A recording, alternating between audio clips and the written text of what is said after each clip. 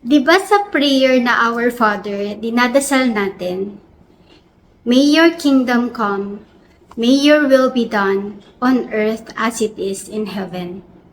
I wanted to relate today's gospel to that prayer. Ako nga po pala si Paula Gawat. Tara, samahan mo muna ako dito sa Landas ng Pag-asa. Ang paghahari ng Diyos ay dumadating sa ating buhay through a step-by-step process at ito ay may resulta o kinahihinatnan. Ito'y maitutulad sa pagtatanim o pananim. Step 1. May maghahasik ng binhi sa lupa. Step 2. Ang lupa'y siyang nagpapasibol at nagpapabunga sa mga pananim. Uusbong muna saka uuhay.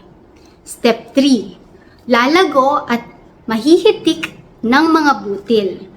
Step 4. Pagkahinog ng mga butil, agad itong ipagagapas sapagkat dapat nang anihin. O kaya, katulad ng binhi ng mustasa, kapag natanim na at lumago, ito'y nagiging pinakamalaki sa lahat ng puno ng gulay. Nagkakasanga ito ng malalabay, malalaki ang kanyang mga branches. At dito, ang mga ibon ay nakapamumugad sa mga sanga. Base sa mga talinhagang binahagi ni Jesus sa ating gospel ngayong araw sa Mark, anong matutukoy natin na resulta ng paghahari ng Diyos sa ating buhay?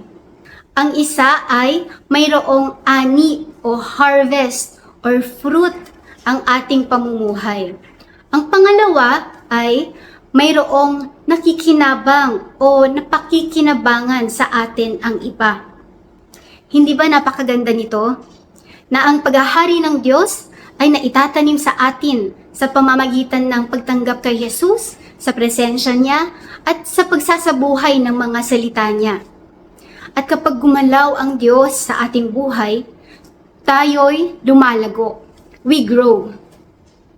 We begin to acknowledge Him as Lord of our life.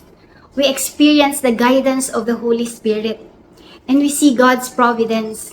We see His hand working in our lives, molding us into the person God wants us to be. Uusbong tayo, magkakauhay, mamumunga. We bear fruit. It becomes evident. Ito yung mga instances na may mga bagong bagay na nakakayanin nating gawin. Nakala natin noon ay hindi natin magagawa.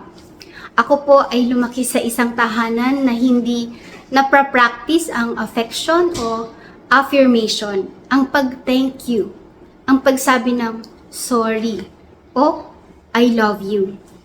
Hindi yun uso sa amin, pero isa ito sa natutunan kong gawin ng pagharian ng Diyos ang aking buhay.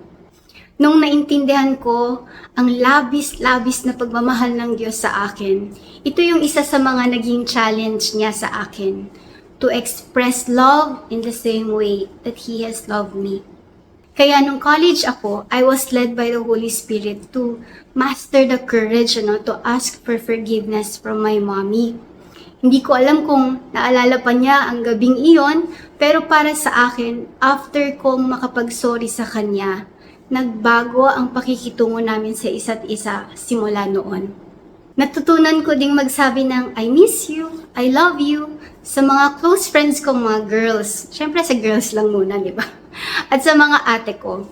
Nung una, awkward gawin. But now, I feel happy to be able to express that freely to anyone, especially now to my husband and to our daughter. At anong bunga ng bagong kakayanan na yon? Alam niyo po, I believe na nagbubunga iyon ng deeper friendship, deeper relationship, deeper love, because expressing love increases love. Madaming bagay na akala ko hindi ko kayang gawin, pero dahil sa grasya ng Panginoon at sa paghahari niya sa aking buhay, ay nagkaroon ako ng bagong kakayanan para gawin ang mga iyon. Katulad na lang ng pagmimisyon, pagsisilbi sa ibang tao, pagbibigay ng faith-based talks, pagka-counsel sa iba, kasama na ang paggawa ng landas reflection video na katulad nito. At naniniwala po akong may natutulungan ang magawaing iyon, whether directly or indirectly.